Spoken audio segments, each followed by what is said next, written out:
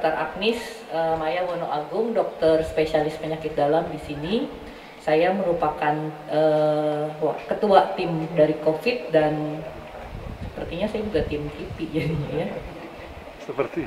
Saya akan melakukan sosialisasi sedikit untuk vaksinasi ini. Tadi seperti yang sudah dikasih tahu oleh Bapak Kadis, vaksinasi ini sudah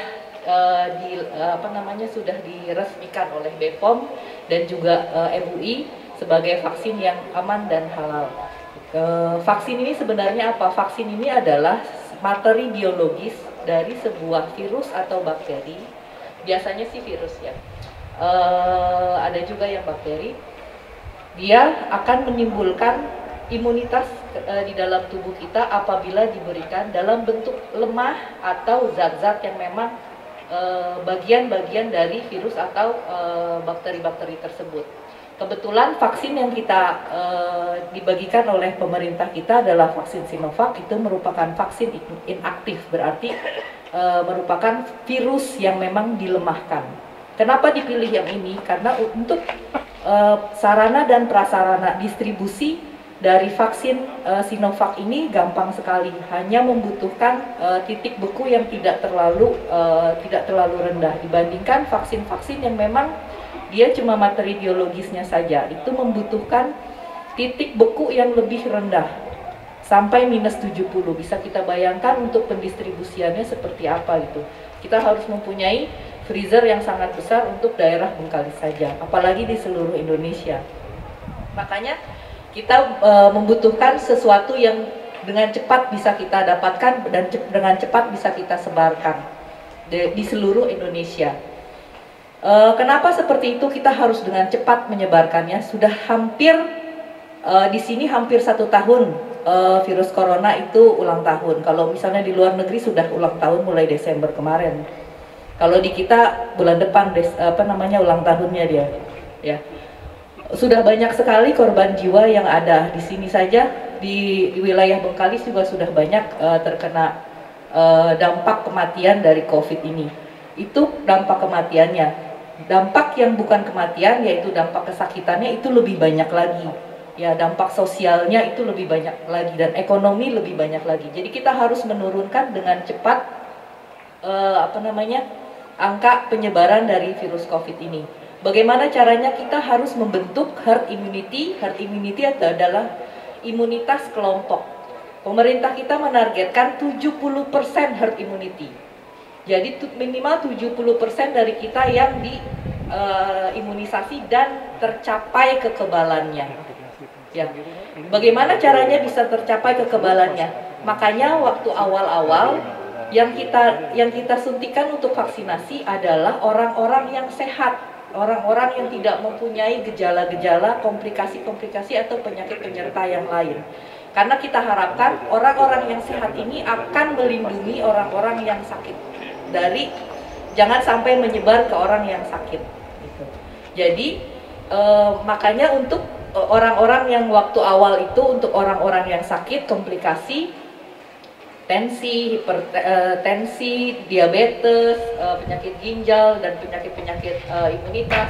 Kemarin juga yang lansia itu ditunda dulu, bukannya tidak diberikan, tetapi ditunda pemberiannya karena penelitiannya belum mencukupi apakah ini keamanan dan efektivitas. Kalau aman sih sebenarnya aman, karena untuk reaksi alergi dari virus ini itu rendah sekali.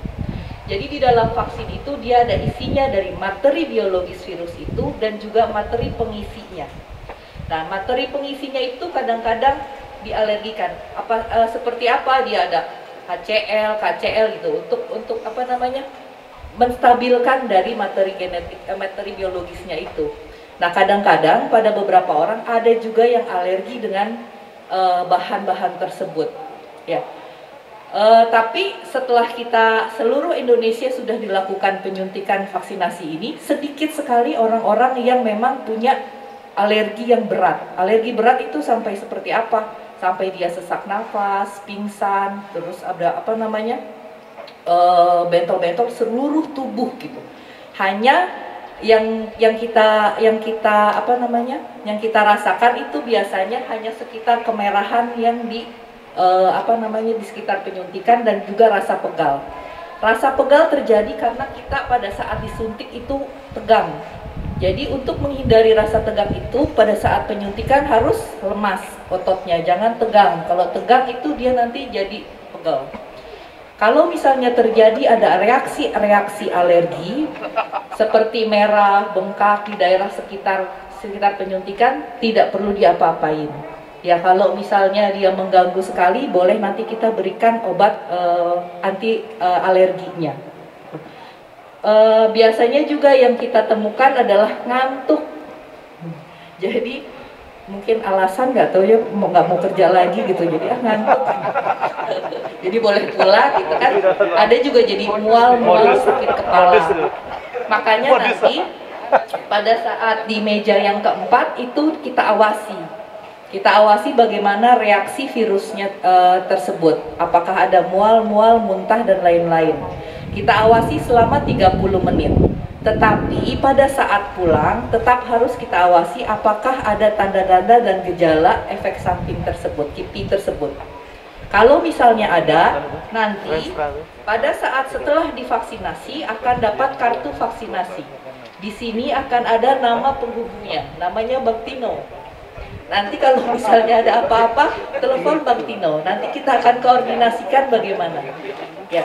Atau kalau misalnya tidak mau juga telepon ke kami, nanti bisa dilaporkan secara online di website KIPI-nya. Ya. Itu untuk yang meja 4. Untuk meja 1 pendaftaran saja, yang kedua baru screening. Apakah ada penyakit-penyakit penyerta yang memang tidak diperbolehkan, masih belum layak, masih belum layak untuk dilakukan vaksinasi pada hari ini. Misalnya gula darah, tensi, dan penyakit-penyakit lain seperti penyakit-penyakit kekebalan tubuh. Yang meja 3 nanti akan dilakukan penyuntikannya. Penyuntikannya itu hanya sedikit sekali, 0,5 cc, sedikit sekali di lengan kiri. Ya, jadi itu sebenarnya dokternya pun sudah hampir 700 lah, udah 500-600 orang dia menyuntik. Jadi sudah sangat mahir sekali. Kalau kemarin itu, kenapa orang-orang yang lansia itu di atas 60 tahun tidak kita tunda dulu pemberiannya? Karena dari penelitiannya masih belum kita tahu bagaimanakah efek vaksin itu terhadap daya tahan tubuhnya.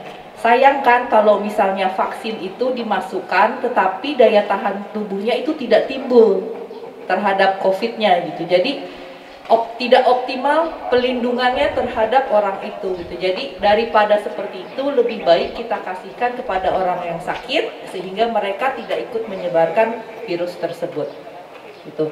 Jadi sebenarnya bukan karena vaksin ini berbahaya, tetapi karena kita takut vaksin itu tidak berguna untuk orang-orang itu gitu. Jadi kita salah sasaran.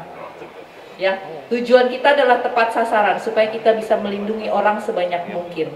Makanya sekarang untuk lansia juga tetap diberikan, tetapi pemberian pemberian yang keduanya itu 28 hari.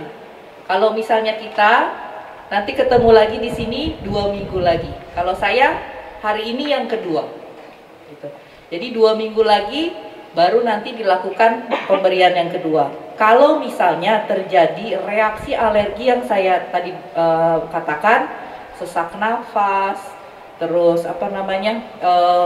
bengkak-bengkak dia sampai seluruh tubuh, sampai ada luka-luka melepuh di tubuh, di kulit, itu tidak boleh dilakukan. Tapi kalau misalnya reaksinya cuma sedikit, cuma mual-mual, muntah, bentol-bentolnya sedikit atau cuma kemerahan, itu nggak ada masalah. Tetap kita lakukan. Nanti mungkin sebelum penyuntikan kita akan berikan anti alerginya dulu. Jadi tidak perlu takut untuk penyuntikan ini. Sebenarnya yang harus ditakuti adalah rasa cemas dan stres pada saat mau disuntiknya. Itu sampai diterbitkan satu buku lagi, bagaimana efek imunisasi ini menimbulkan rasa stres. Gitu. Jadi banyak yang memang gejala-gejalanya itu karena stres. Jadi dia pingsannya karena stres, mual muntahnya karena stres, itu berdebar-debar, keringat dingin, itu dia karena stresnya. Jadi tidak perlu terlalu takut karena nanti kalau misalnya terlalu cemas akan menimbulkan reaksi yang lain dibandingkan vaksinnya itu. Jadi vaksin ini kita dapatkan dari luar negeri. Semoga untuk kedepannya kita akan dapatkan berbagai macam vaksin yang berasal dari Indonesia. Sudah mulai diteliti banyak vaksin-vaksin dari universitas-universitas kebanggaan kita. Mudah-mudahan itu bisa dilakukan sehingga kita mempunyai lebih banyak pilihan vaksin. Untuk kedepannya kita masih belum tahu apakah vaksin ini hanya sekarang diberikan atau nanti ada booster-boosternya. Kalau menurut saya sih lebih baik nanti ada booster-boosternya karena takutnya vaksin ini akan terus bermutasi. Virus ini akan terus bermutasi, akan berbeda lagi jenis-jenisnya. Kayak yang kemarin kan yang dari Inggris itu sudah mulai bermutasi, dia menjadi lebih ganas. Tapi katanya untuk yang strain itu masih bisa ditanggulangi oleh vaksin yang ini. Kedepannya mungkin ada kemungkinan bahwa akan bermutasi tidak sesuai dengan vaksin yang kita dapatkan sekarang. Jadi kita harus sudah siap-siap akan memberikan vaksin-vaksin booster-booster yang lainnya.